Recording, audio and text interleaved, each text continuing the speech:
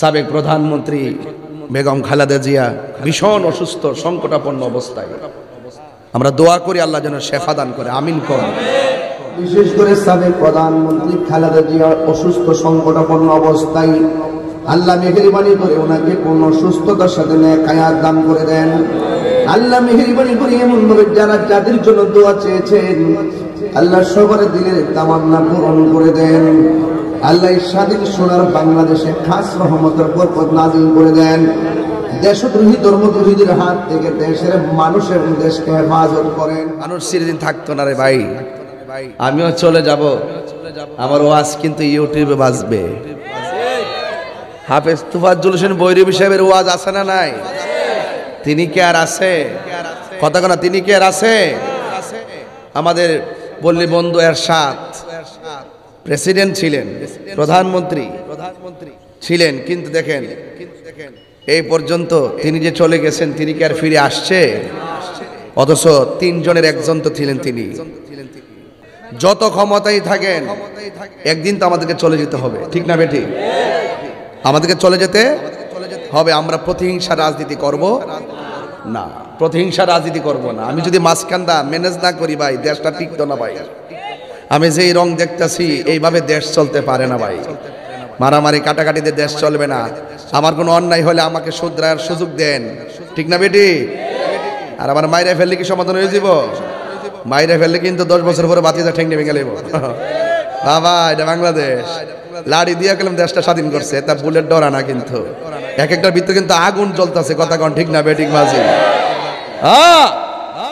মারামারি বন্ধ করুন, বন্ধ করুন। ওখানে তো ডাক দিলে 6 কোটি লোক নামবো। খানকাত বইয়ের ঋষি দীক্ষা খালি রংটা দেখতেছি, আর একটু বাইরালো। দেশের পক্ষে যারা থাকবে তাদের পক্ষে আমরা আছি। ধর্মের সম্প্রীতি নিয়ে যারা কাজ করবে আমরা তাদের সঙ্গে আছি। আছি না নাই বলেন? কারা কারা আছেন 2 হাত তুলে দেখাতে হবে, ঠিক না বেটে?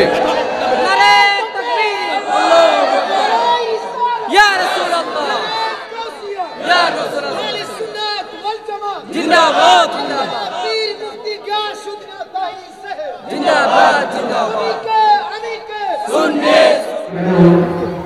এসেছি আপনাদের কাছে আমাদের বাংলাদেশের প্রধানমন্ত্রী দেশনেত্রী বেগম খালেদা জিয়ার শারীরিক অসুস্থতার জন্য দোয়া চাওয়ার জন্য। আমরা এখানে যারা উপস্থিত হয়েছি, আমি হুজুরের কাছে বলবো, বিনীত সহিত অনুরোধ করবো, আজকের দোয়ায় মাহফিল শেষে যে দোয়া মোনাজাত হবে, সেই মোনাজাতে আমাদের দেশনেত্রী বেগম খালেদা জিয়া, যিনি বাংলাদেশের জন্য, দেশের জন্য নিজের জীবনকে সংকটাপন্ন এবং অসুস্থতা সত্ত্বেও বাংলাদেশের জনগণের কথা চিন্তা করে দেশ ছেড়ে কোথাও যান।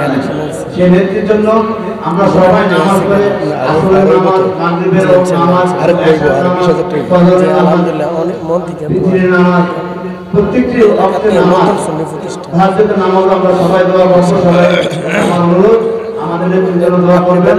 এবং আমি আজকে এই কুমিল্লাবাসীর পক্ষ থেকে তাহির হুজুরের প্রতি, উনি কুমিল্লায় একাধিকবার এসেছেন, আরো ঘন ঘন এসে উনি আমাদেরকে অবশ্যই ধর্মীয় শিক্ষায় শিক্ষিত করবে আমাদের সকলকে।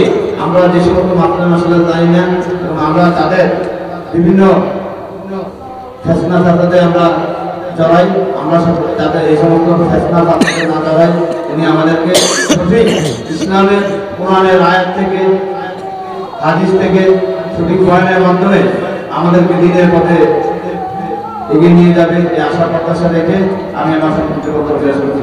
ধন্যবাদ।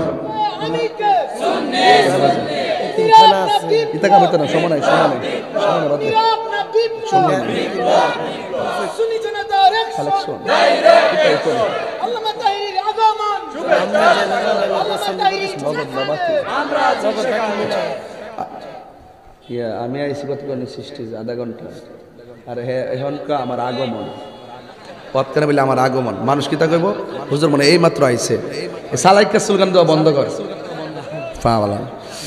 একটা গজল গাইতি আমার, তুমি জীবন তুমি মরণ, আধার ঘরে তুমি আপন, তুমি জীবন, তুমি মরণ।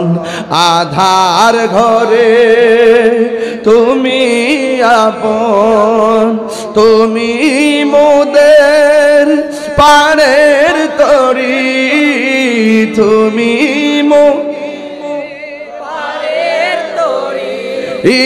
তুমি নিদান কোরআনে ওয়ালা ইয়া রাসূলুল্লাহ মিবাল্লা ইয়া রাসূলুল্লাহ মিবাল্লা ইয়া রাসূলুল্লাহ তুমি মোদের আশার আলো, তাই তো তোমায় বাসি ভালো, তুমি মোদের আশা।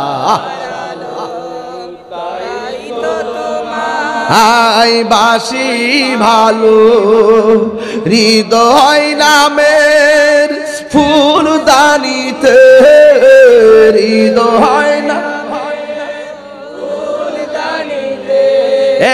গেতে রেখেছি প্রেমের মালা, ইয়া রাসূলুল্লাহ বিবাল্লাহ ইয়া রাসূলুল্লাহ বিবাল্লাহ ইয়া রাসূলুল্লাহ।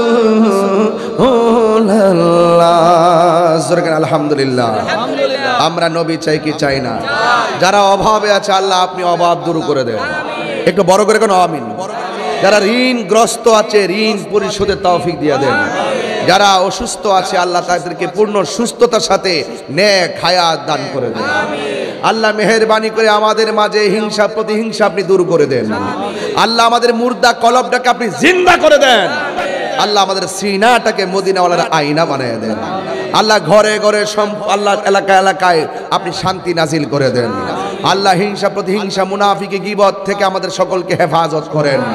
এই জন্য একটি মাদ্রাসা শুধুমাত্র মাদ্রাসা নয়, এই মাদ্রাসাটি নূরে মদিনা ইসলামিক একাডেমি, তাই না? এই মাদ্রাসাতে শুধু হাফেজি বানানো হয় না, বরং এখানে আপনার সন্তানকে নীতি শিক্ষা দেওয়া হয়। এই মাদ্রাসায় আপনার সন্তানকে দেশপ্রেম শিক্ষা দেওয়া হয়। এই মাদ্রাসায় আপনার সন্তানকে মাদক ইয়া বা নেশা থেকে বাঁচার জন্য সিলেবাস দেওয়া হয়। এই মাদ্রাসার ভিতরে আপনার সন্তানকে আপনার খেদমত কিভাবে করবে সেইগুলো শিক্ষা দেওয়া হয়। ঈমান, আকীদা, ত্যাগ, সেবার মানসিকতায় এই মাদ্রাসার প্রত্যেকটা ছাত্রকে প্রস্তুত করা হয়। আমি মনে করি এই মাদ্রাসার দিকে যদি আপনারা জানে মালে সেবা করেন তাহলে ইনশাআল্লাহ এই সেবা কখনো বৃথা যাবে। আমি বলেছিলাম মাদ্রাসার কথা, ও যুবকের দল অনুরোধ করে দিয়ে যাই, আল্লাহ রাব্বুল আলামিন হাবিব বলেন মানুষ যখন কবরের ভিতরে যাবে, যাওয়ার পরে ডান পাশ দিয়ে একটা নূরের বাতি জ্বল জ্বল জ্বল জ্বল করবে।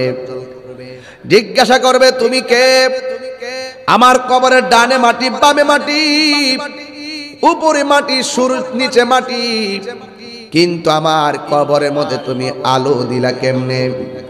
ওই আলোর জবান খুলে যাবে। ওই আলো ডাক দিয়া বলবে আমার চিনো না, আমি হইলাম তোমার দুনিয়ার নেক আমল। কি আমল? ওয়াবাশশিরিল্লাযীনা আমানু ওয়া আমিলুস সালিহাতি আন্না লাহুম জান্নাতিন তাজরি মিন তাহতিহাল আনহার। আল্লাহ রাব্বুল আলামিন বলেন যারা ঈমানের সাথে নেক আমল করবে, ওই নেক আমলটা কবরের ভিতরে তোমাকে আলো দিবে, তোমাকে অন্ধকার দূর করে দিবে। এরপরে শুধু তাই নয়, আল্লাহ রাব্বুল আলামিনের হাবিব বলেন ওই কবরের ভিতরে আবার বাম পাশ দিয়ে আর একটা নূরের বাতি জ্বল জ্বল জ্বল জ্বল করবে। এবার জিজ্ঞাসা করা হবে তুমি কে? আমার কবরের ভিতরে আলো দান করতেছো। ওই আলোটা ডাক দিয়ে বলবে আমারে তুমি চিনো না, আমি হইলাম তোমার দুনিয়ার কোরআন তেলাওয়াত। আল্লাহু আকবার কন্যা কেন? জোরে কোন কি তেলাওয়াত? কোরআন তেলাওয়াত। তুমি দুনিয়াতে কোরআন শরীফ পড়েছো, আরামের ঘুম হারাম করে দিয়ে আমি কোরআনকে তেলাওয়াত করেছো, এই কোরআনকে আমার আল্লাহ আলো বানায়া পাঠাইছে তোমার অন্ধকার দূর করে দেওয়ার জন্য। আল্লাহর হাবিব বলেন হাসরের ময়দান যেদিন কায়েম হবে, অনেক মানুষকে জাহান্নামের দিকে বেঁধে নেওয়া হবে, ওই মুহূর্তে কোরআনটা জাহান্নামের দরজায় দাঁড়ায় যাবে, দাঁড়ায়া বলবে আল্লাহ তোমার বান্দাকে জাহান্নামে নিতেছো, ঠিক আছে আমলের কারণে জাহান্নামী হয়েছে, কিন্তু তোমার বান্দা তো আমি কোরআনকে তেলাওয়াত করেছে, আমি কোরআন তোমার বান্দার জন্য সুপারিশ করি। আমার রাসূল বলেন কোরআনের সুপারিশের কারণে আমার আল্লাহ তেলাওয়াতকারীকে জান্নাত দিয়ে দিবে। ইন্না নাহনু নাস